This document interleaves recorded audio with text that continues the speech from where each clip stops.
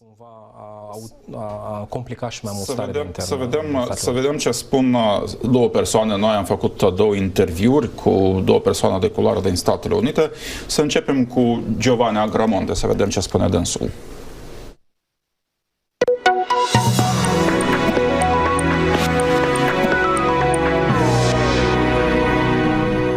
How racism became an integral part of policing, and is it any way to reform the law enforcement? Okay, so before we can talk about modern day policing, we have to look at the history. And the history is that America was built on slavery, basically free labor. That's how it started. So if we go back to about 100 years ago, we had Jim Crow laws.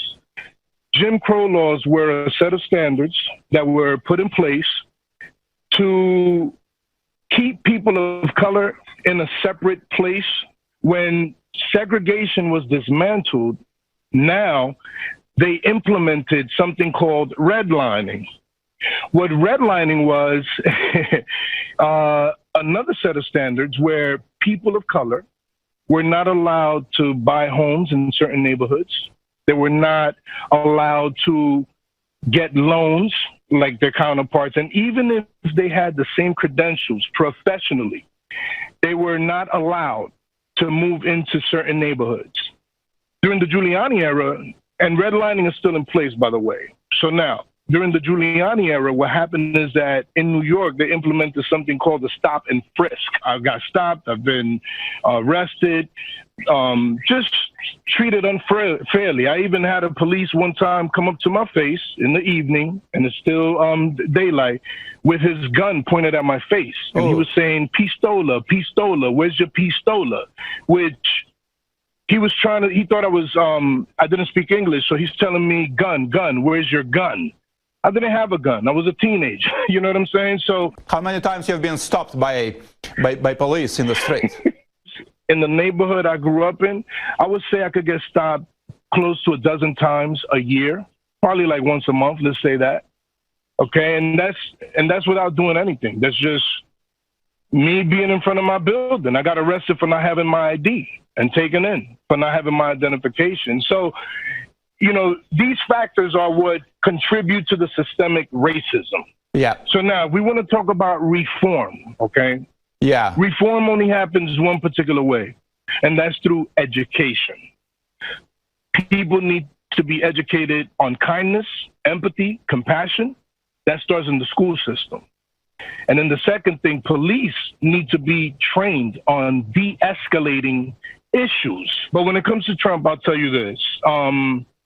I think Trump has a bit of a disconnect because he's lived a privileged life.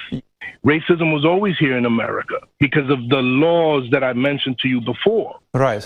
But Trump in power, what it has done, it has opened up that area where now everyone gets to see it because it was always kept quiet.